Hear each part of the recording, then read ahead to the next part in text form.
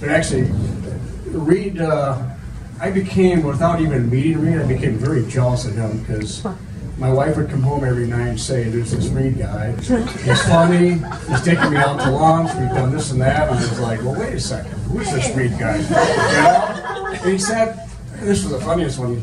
He'd come by and sneak behind me.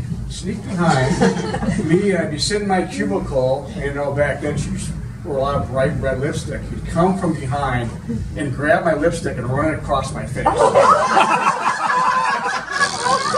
was like, wait a second, I'm gonna meet this guy.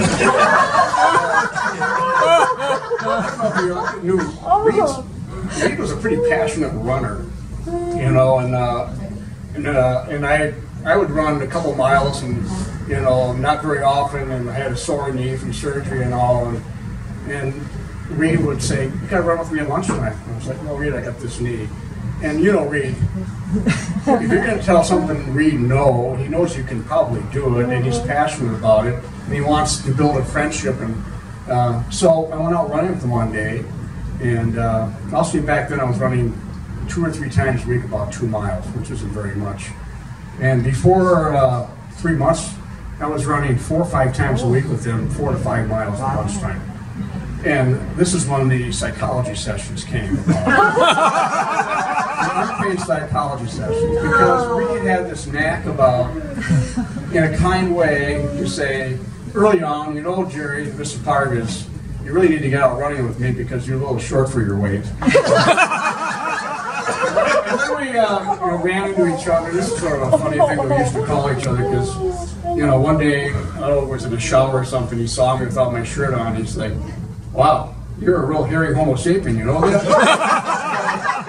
That was a friendship we had over many years. We used to call each other short, hairy homos. But you're a lot hairier than him.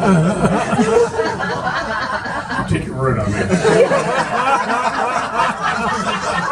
But we would, I learned that over time is that our friendship grew substantially over running, you know, about 4 or 5 days a week. And part of it is that you could never, you know, you had a bad day and you started whining. We didn't want any whining. He had no time for whining. And so by the time you got through your unpaid psychology session, you know, things weren't that bad. One session, and I'll leave it with that, I was running with him, and you know, sometimes either we tend to have martinis and go out. Sometimes we were really slow the next day and all. And one day Reed was having some digestive issues, and as we were running, I didn't know it, and he was looking at the towel I had. I didn't know what the purpose was, but he had the exit stage right, and he needed some means to clean himself up. I grabbed my towel and went off into the woods. Reed, keep that towel.